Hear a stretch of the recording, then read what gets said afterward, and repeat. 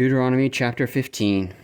At the end of every 7 years thou shalt make a release, and this is the manner of the release. Every creditor that lendeth aught unto his neighbor shall release it. He shall not exact it of his neighbor, or of his brother, because it is called the Lord's release, or of a foreigner that thou mayest exact it again. But that which is thine with thy brother, thine hand shall release, save when there shall be no poor among you. For the Lord shall greatly bless thee in the land which the Lord thy God giveth thee for an inheritance to possess it.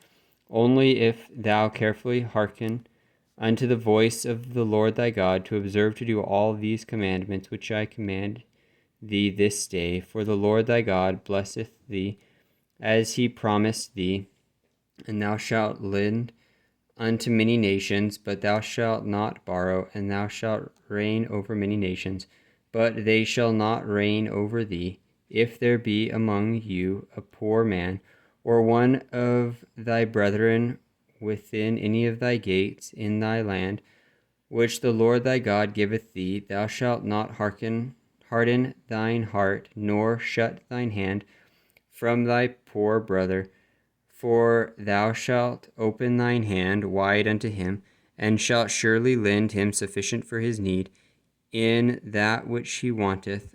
Beware that there be not a thought in thy wicked heart, saying, the 7th year, the year of the release, is at hand, and thine eye be evil against thy poor brother, and thou givest him not, and he cry unto the Lord against thee, and it be sin unto thee. Thou shalt surely give him, and thine heart shall not be grieved when thou givest unto him, because that for this thing the Lord thy God shall bless thee in all thy works, and in all that thou puttest thine hand unto. For the poor shall never cease out of the land. Therefore I command thee, saying, thou shalt open thine hand wide unto thy brother, to thy poor and to thy needy in thy land.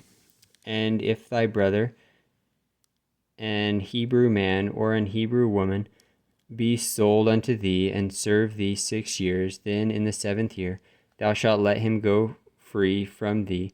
And when thou sendest him out free from thee, thou shalt not let him go away empty. Thou shalt furnish him liberally out of thy flock, and out of thy floor, and out of thy winepress, of that wherewith the Lord thy God hath blessed thee, that thou shalt give unto him. And thou shalt remember that thou wast a bondman in the land of Egypt, and the Lord thy God redeemed thee. Therefore I command thee this thing today.